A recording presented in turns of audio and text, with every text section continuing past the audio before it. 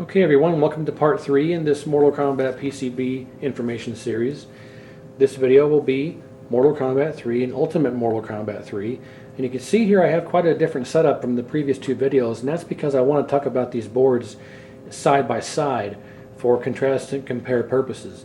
I do not have the ability to put these boards side by side and get them both in the camera frame at one time on the test bench, so I have them set up here in front of the arcade machine, or rather on the arcade machine. Just easier for me to do it this way and talk about them this way. So before I get started, I have them set up here side by side so you can get a visual on the differences between the two boards. Because a lot of times you'll come across an auction on eBay or whatever, you'll see a picture of an Ultimate Mortal Kombat 3 board and they'll have it labeled as just regular MK3. It'll say MK3 PCB or Mortal Kombat 3 PCB, but in actuality it's not Mortal Kombat 3, it's Ultimate Mortal Kombat 3. So I have it set up here so you can see visually the difference between the two. Regular MK3 is here on the left and UMK3 is over here on the right. Now regular MK3 uses the top 5 row of game ROMs. Ultimate Mortal Kombat 3 uses the top 4, it skips the 5th and goes on to the 6th. I'm not sure the reason behind this, but when they upgraded MK3 to UMK3, they reprogrammed the security chip, which is here in the U54 spot, the U53 and U64 revision ROMs. They reprogrammed these three items to tell the board to look for the new ROMs on the 6th row instead of the original 5th row. And for those of you who have the ability to boot these games up or even go into MAME, you'll see when you boot up regular MK3, it looks for the ROMs in the top 5 rows. When you boot up UMK3, it looks for the ROMs in the top 4. It doesn't even look in the 5th and it looks in the 6th. So I'm not sure why they reprogrammed it to not use row 5 anymore, but that's just what they did. So here is a visual between the two boards, so you can see when you go on eBay and you're looking for a regular MK3, you'll be able to tell from just looking at it if it's UMK3 or regular. So the regular MK3s are somewhat rare, I guess, because when back in the day when the operators upgraded their MK3s to UMK3, they either just threw their chips away or sent them all back to Midway for a credit. So the regular MK3 is somewhat rare. Anyway, so let's talk about it. Mortal Kombat 3 was released in 1995 on what's known as the Wolf Unit PCB, or Wolf Unit hardware. This is the Wolf Unit board. Both these boards are Wolf Unit. There are actually 7 different games that this main motherboard will support. And those games are MK3, UMK3, Rampage World Tour, WWF WrestleMania, Hang Time, Maximum Hang Time, and 2-on-2 Open Ice Challenge. Any of those 7 games can be installed on either one of these, well, any of those 7 games, let me rephrase, can be installed on any Wolf Unit PCB. And all that can be done with a simple ROM swap and a security chip swap. Now, to the best of my knowledge, Mortal Kombat 3 was the very first game to ever come out on the Wolf Unit hardware. And they started integrating what's known as a security chip. From this point on, pretty much any Midway board had a security chip on it. And what that was used for was anti-bootleg purposes. Also, it was used to help tell the PCB which game is currently installed on the board. Because if you were to take all the ROMs off the board, the 4 sound ROMs, all the game ROMs, and revision ROMs, and security chip, basically you'd have an empty board. If you were to do that, and you have 7 different games that you can choose to put on this Wolf Unit board, and it'll play any of those 7 games. But without the correct security chip, the board does not know which game is installed, so therefore it won't run that game.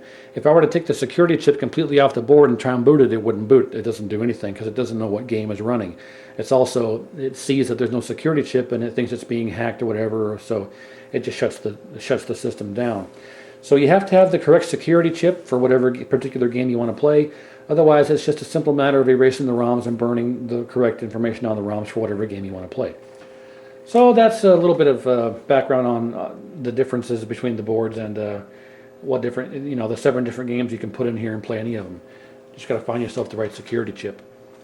But like I said, MK3 was the very first game to ever come out on the Wolf Unit hardware, as far as I can research and as far as my knowledge will let me know.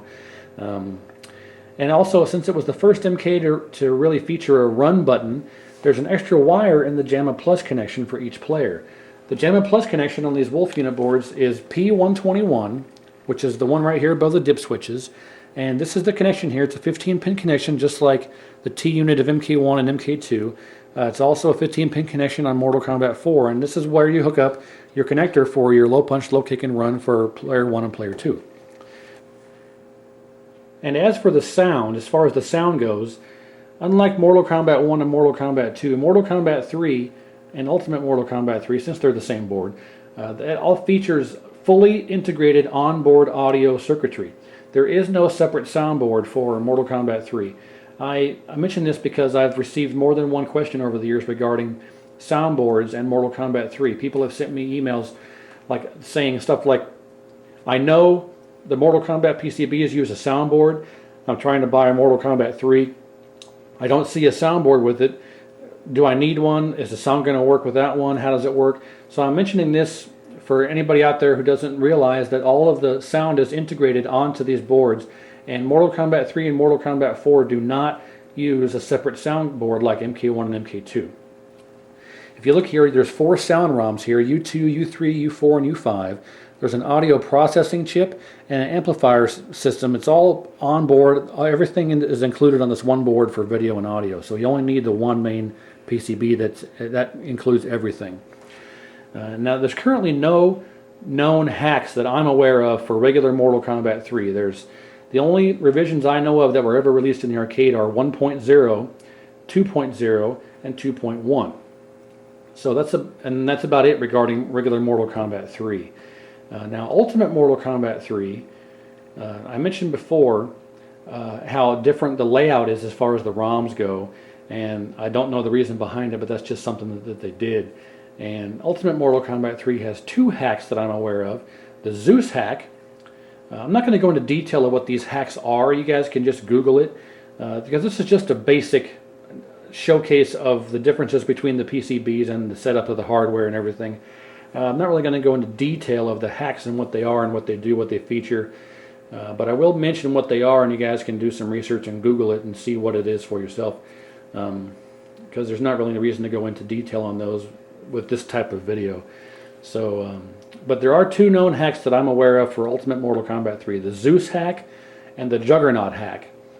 But I will say regarding the Juggernaut hack that there is rumor and hearsay that Ed Boon himself is behind the Juggernaut hack, because there are a couple of forums he goes on the internet where his username is Juggernaut. It's well known that his username is Juggernaut, so when the Juggernaut hack was released for Ultimate Mortal Kombat 3, it's either an anonymous hacker who wishes to remain anonymous who happens to call himself Juggernaut, or on the other hand, it could be Ed Boon himself doing that exact thing. So there's rumor and hearsay that Ed Boon himself is behind the Juggernaut, but I'm not sure who's behind the Zeus hack. But those are the only 2 hacks I know of regarding Ultimate Mortal Kombat 3. So that's pretty much all I wanted to talk about regarding the 2 different boards. If you do want to revert your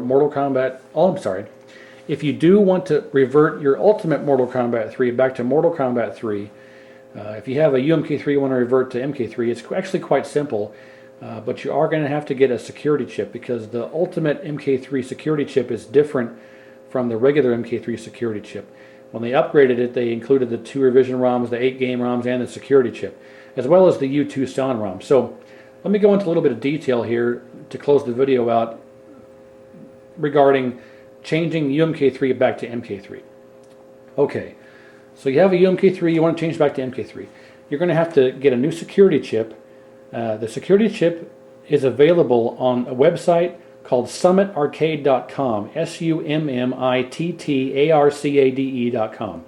It's ran by a gentleman by the name of Brandon Summit, and he has Mortal Kombat 3 security chips available to purchase on his website.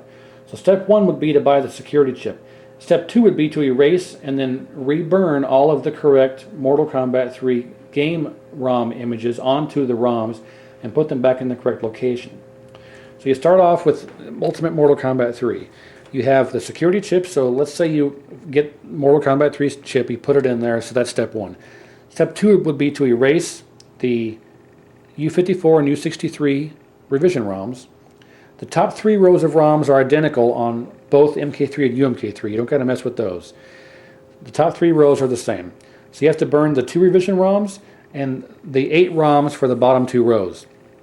You take out the 6th row and you erase those ROMs and reburn them with U114 through U117 with those correct informations. You erase those and then reinstall them, but instead of reinstalling them in slot number 6, you put them in, well, row number 6, you put them in row number 5.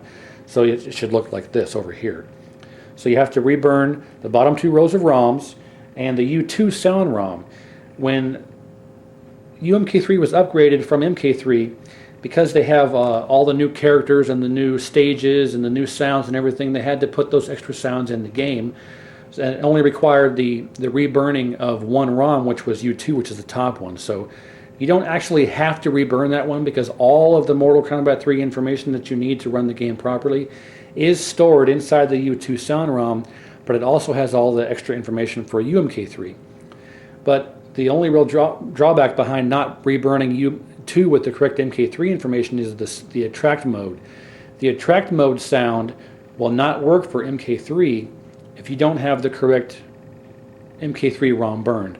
Basically, if you just keep the UMK3 U2 sound ROM installed, you'll have all your correct sounds for MK3, but you won't have attract mode sound. So that's one. If you wanted the attract mode sound, you'd have to reburn U2 with the correct MK3 information. I already have another video on my channel that shows, even in more detail, how to change from one to the other and back and forth. So that's about all I'm going to discuss on that. So hopefully this gives you a general idea of the differences between the 2 boards and what's different and how they look. So if you in the future would like to purchase a regular Mortal Kombat 3 or an Ultimate Mortal Kombat 3, you know what they look like and you don't buy the wrong one by accident. So so there you go, a little bit of background and the differences between the boards, and hopefully it helps you out.